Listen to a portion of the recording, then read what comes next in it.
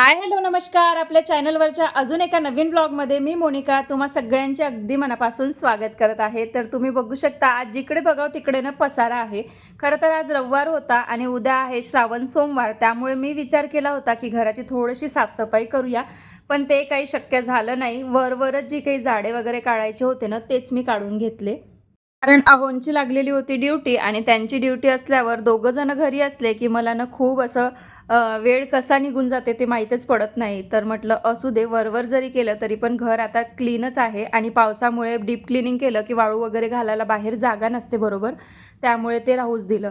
काल ना 15 ऑगस्ट होता, त्यामुळे तुम्हाला तर माहीत आहे आमचा बाहेर जायचा प्लॅन कॅन्सल झाला आणि पाऊस होता म्हणून कपडे वगैरे जे आहे ना ते आतमध्ये मी वाळू घातलेले होते आणि आता सकाळच्या वेळी ते घडी घालून ठेवून देते, कारण की मग दुसरा जो फेर येणार आपल्या अंघोळीच्या कपड्यांचा तो सुद्धा जर आज बाहेर उघाड नसली, पाऊस असला, तर मग आतमध्येच वाळू घालून ठेवावी लागते.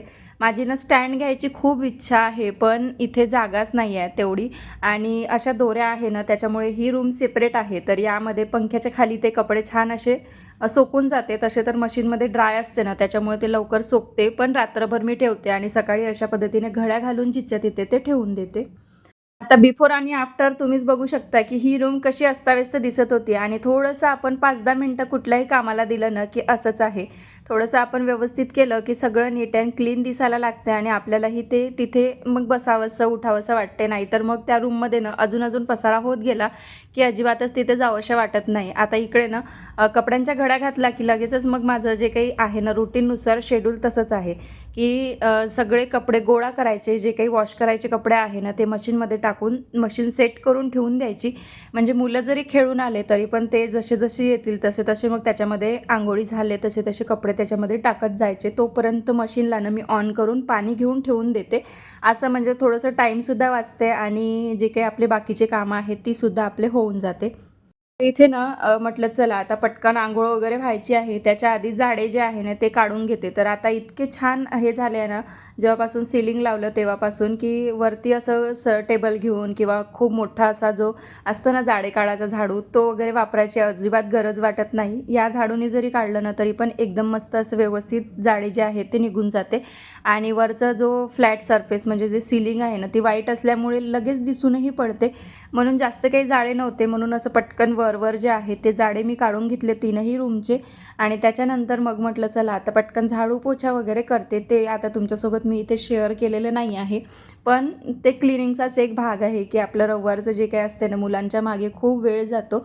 त्यामुळं मग काही शेअर केलं नाही. असंच झाडे वगैरे जे आहे ते काढून घेतले.